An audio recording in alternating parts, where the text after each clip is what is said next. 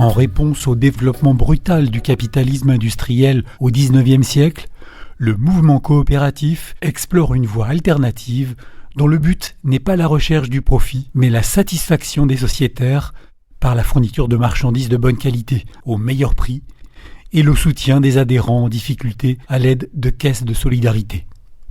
Le mouvement essaime en Bretagne sous une forme plutôt réformiste et apolitique, mais l'engagement des coopératives de consommation en faveur des grèves ouvrières du début du XXe siècle souligne leur contribution au mouvement de transformation sociale, à l'image de la coopérative ouvrière Hennebontaise.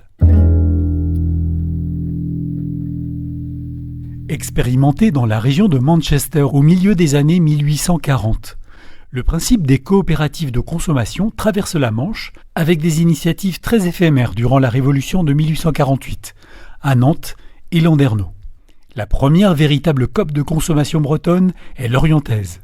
C'est la société de panification fondée en 1864 qui fournit à ses associés du pain à meilleur marché. Autour de l'Orient, les années 1880 voient les boulangeries coopératives se multiplier à Codan, Plomeur, Kerriado, Locmiquélic. Hennebont à la sienne en 1895, l'Union Hennebontaise qui compte plusieurs centaines d'adhérents. La main-d'œuvre laborieuse des forges peut aussi se fournir en pain à l'Union d'Inzinzac, créée en 1904, ou l'Indépendante de Lochrist, fondée l'année suivante, offrant aussi des produits d'épicerie. Le dynamique bassin ouvrier de Lorient-Hennebont regroupe une vingtaine de ces associations coopératives sur les 70 recensées en Bretagne vers 1907. Si ce mouvement coopératif est surtout préoccupé par des questions matérielles et économiques, il est aussi nourri par l'effervescence sociale.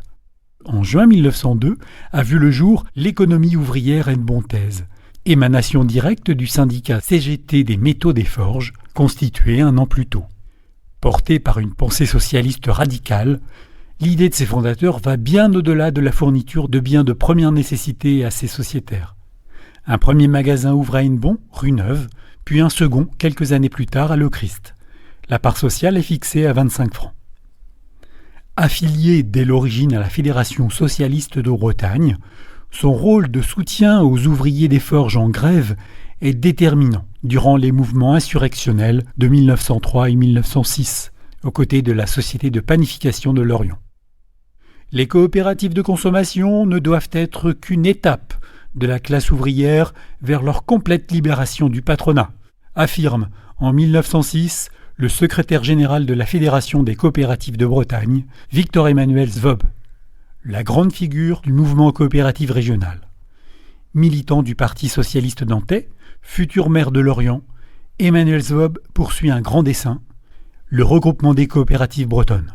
Une étape décisive est franchie en 1913 lorsqu'il parvient à fondre les petites sociétés nées autour de Lorient pour former l'Union coopérative lorientaise, l'une des premières en France, dont il prend les rênes.